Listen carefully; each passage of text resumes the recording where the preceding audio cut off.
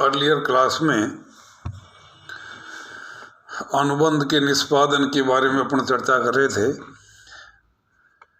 और मैंने आपको एक बात बताई थी कि अनुबंध से संबंधित पक्षकारों द्वारा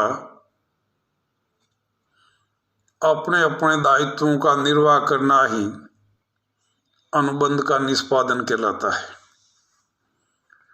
जो टर्म्स एंड कंडीशन अनुबंध में सुनिश्चित हुई है उसके अनुरूप अपने अपने वचनों का निष्पादन कर देना, ये ही परफॉर्मेंस ऑफ कॉन्ट्रैक्ट है।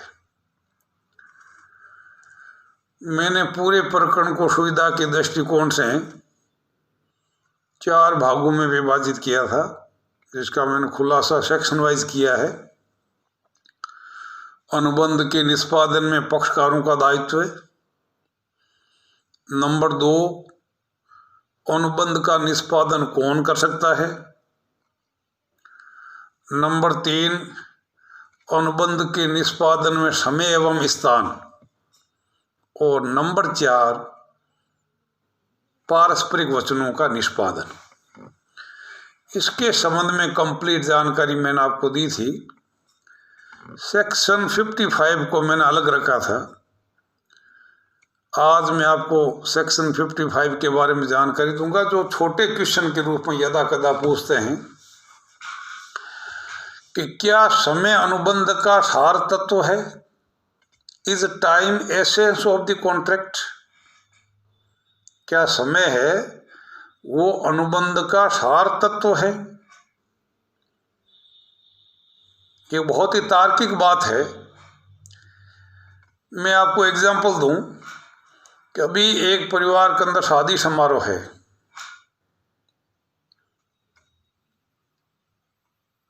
उस परिवार ने किसी दूध सप्लायर के साथ में अनुबंध किया कि अमुक तारीख को दूध की सप्लाई करनी है। मैं आप ही से पूछता हूं कि यदि दूध सप्लायर उस तारीख को, जिस दिन शादी है, दूध लेकर के नहीं आता है, तो तुम्हारे हिसाब से समय इस अनुबंध में सार तत्व है या नहीं। दूसरा एग्जांपल देखना कि एक पीस ऑफ लैंड, एक प्लॉट का सौदा हुआ X और Y के बीच में, और एक विशिष्ट तारीख को रजिस्ट्रेशन की बात थी, पंजीकरण कराने की बात थी, रजिस्ट्री करवाने की बात थी, लेकिन वचनदाता उस तारीख को पहुंच नहीं पाया। क्या आपके हिसाब से इसमें समय सार तत्व है। यदि उस दिन रजिस्ट्री नहीं भी हुई तब भी कोई विशेष फर्क पड़ने वाला नहीं है, लेकिन दूध अगर उस तारीख को नहीं आया तो उसके बाद में दूध का कोई औचित्य नहीं है। बस इन्हीं 2 उदाहरणों के आधार पर आप समझ लीजिएगा कि यदि समय अनुबंध का सार तत्व है, it is the essence of the contract, और वचनदाता ने उस समय पर उस वचन का निष्पादन नहीं किया, तो ऐसी स्थिति में वचन ग्रहीता उस अनुबंध का परित्याग कर सकता है। वो अनुबंध का परित्याग भी करेगा और दोषी पक्षकार के विरुद्ध क्षतिपूर्ति के लिए वाद प्रस्तुत भी करेगा। कब? जबकि समय अनुबंध का सार तत्व है। लेकिन यदि समय अनुबंध का सार तत्व नहीं है, it is not the essence of the contract, और वचनदाता ने उस समय पर उस वचन का निष्पादन नहीं किया, तो वचन ग्रहीता को अनुबंध के परित्याग का अधिकार प्राप्त नहीं होगा। ध्यान देंगे, परित्याग का अधिकार प्राप्त नहीं होगा। वो केवल दूसरे पक्षकार के विरुद्ध क्षतिपूर्ति के लिए वाद प्रस्तुत कर सकता है। वो ये कह सकता है कि मैं अमुक स्थान से जो है यहाँ रजिस्टर करवाने के लिए आया था, I was ready to perform, लेकिन दूसरा पक्षकार जो है वहाँ उपलब्ध नहीं हुआ, उसकी वजह से मेरे 5,000 रुपये नुकसान हो गया।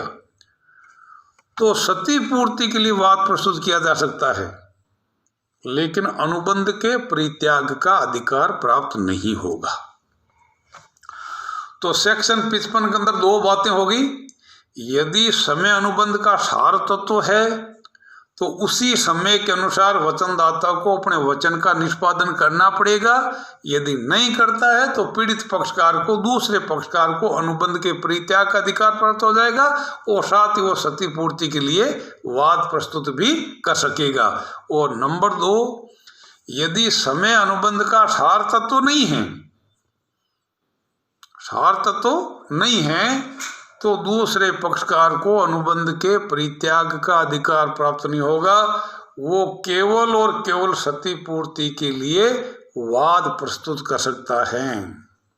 इसके साथ साथ में जो चीज़ें ध्यान में आई है उसके हिसाब से जो वाणिज्यिक गतिविधियां हैं, कॉमर्शियल एक्टिविटीज,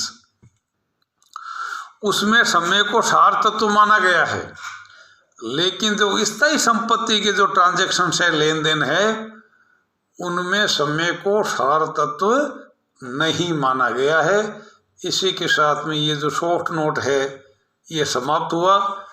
कल मैं शुरू करने जा रहा हूँ अनुबंध की समाप्ति, डिस्चार्ज ऑफ कॉन्ट्रैक्ट। अनुबंध की समाप्ति किस किस तरीके से होगी, इसके क्या मोड ऑफ डिस्चार्ज हो सकता है, इसके बारे में खुलासा जो है मैं अगली क्लास में करूँगा, क्योंकि इस बीच जो है ये थोड़ा सा एक सिस्टम के हिसाब से एडलेट हो जाएगा। तो आज मैं वाणी को यही विराम देता हूँ। That's all.